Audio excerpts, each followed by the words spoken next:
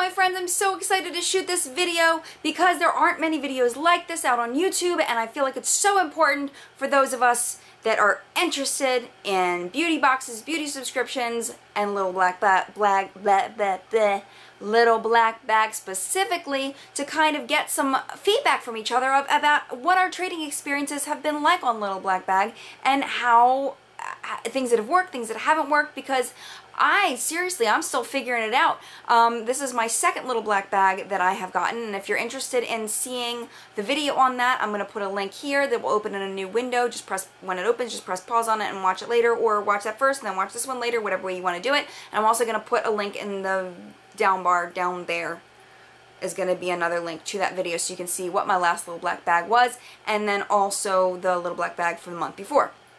Now, that being said, I want to give you some tips on what I've learned so far by using Little Black Bag. Little Black Bag is a subscription service, but you don't have to do it every month. You can just log on in the beginning of the month and say, I don't want my bag this month. Basically, you pick your bag, then they give you some jewelry and some sample items to go with your bag, but you don't know what you're getting until you hit the checkout button. Once you hit the checkout button, you see what you get, and then you get 7 days to trade your stuff with other members to kind of build your ultimate bag. More details at littleblackbag.com.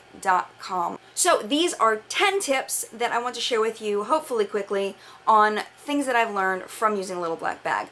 Number one, when you go to check out your bag, you don't necessarily have to settle with the first things that you see. So you pick out your bag, you go to checkout, you'll see your bag, you'll see some like blank areas, and it'll tell you the name of a jewelry item plus how much that jewelry item is worth. It'll also show you some samples. You don't have to get those. If you don't like what you see there, you can exit out and go back in and keep trying until you see a combination that you like. Haha.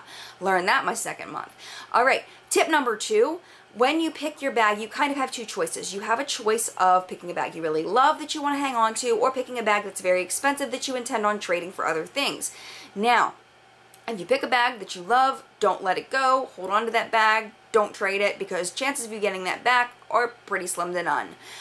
Second thing, if you choose to pick an expensive bag, pick an expensive cute bag, because I learned you don't pick an expensive ugly bag. I picked an expensive ugly bag and nobody wanted to trade me. Like, it was horrible. Like, I had a $125 bag that I didn't like and I was stuck with it, and I was hoping to trade it for some jewelry items. I ended up trading way down just to get something. If you're gonna pick a bag that you want to trade, pick the most expensive one that's cute. Okay, new on the website, tip number 3 is using the sale section. I don't know if this is going to be around forever, but right now there's a sale section. I bought a $10 bag off the sale section. I was going to keep it, but then somebody offered me a really cute jewelry item for it, so I took it. And the jewelry item was worth more than the bag. I only paid $10 for the bag. I was like, yes, cool score. The only thing is, be careful with trading when somebody tries to trade you, because if they try to trade you a sale item, some of the sale items are sold for very cheap on the website. Now, you may get an offer for something that somebody had bought that was on sale.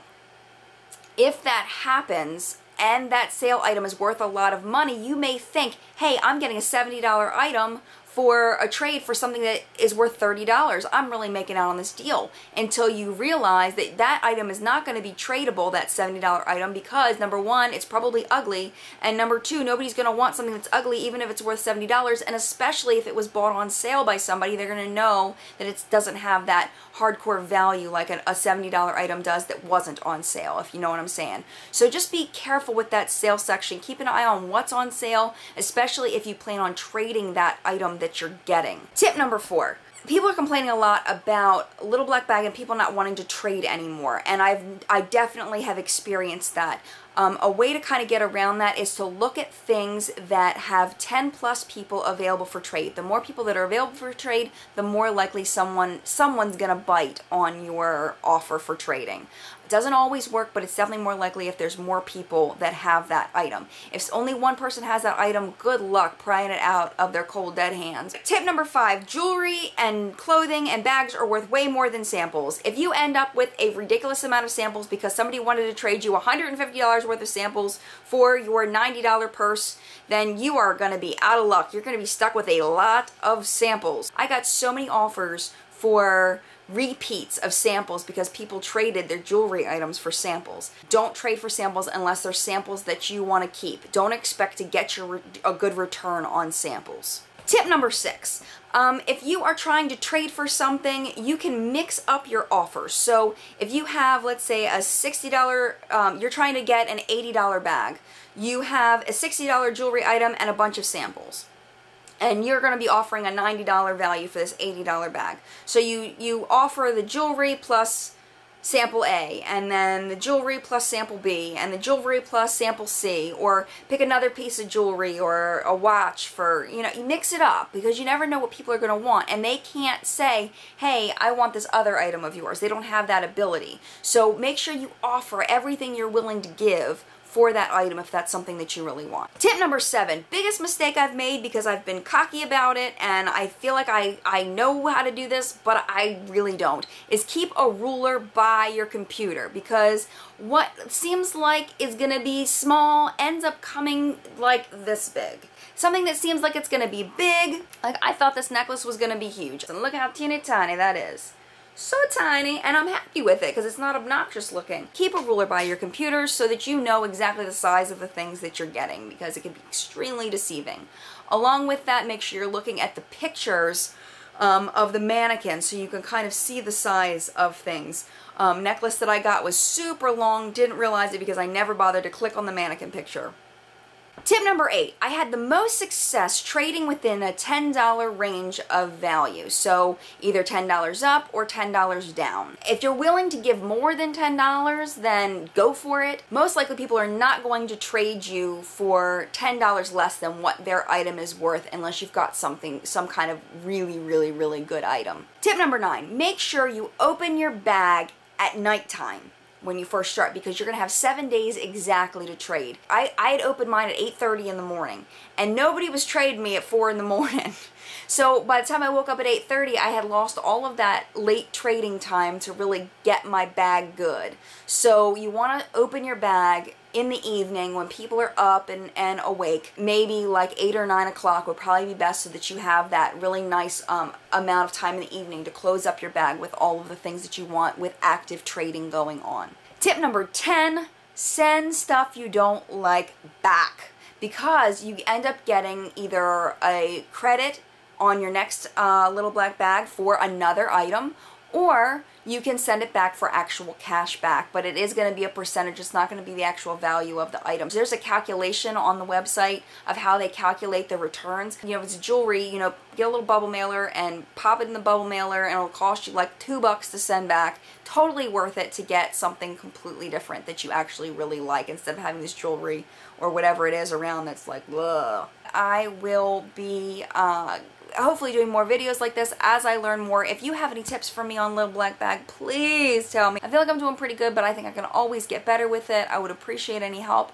that you can, or advice that you can offer me. There is another really good video by a girl who, her channel is called Pearls and Daggers. I'm going to put her link to her video down below. It's a really good Little Black Bag tip video. At this point, I don't plan on doing a January bag because I'm learning that you have to really like a lot of items on the website in order to open a bag, and that's what happened to me last month, is that I liked a lot of things, but I didn't end up with a lot of the things that I really wanted, and I ended up with stuff that was kind of mediocre. So make sure there's a ton of stuff in all different price ranges that you like on the website before you open your bag, so you don't end up disappointed with a bunch of stuff that you never would have bought in the store.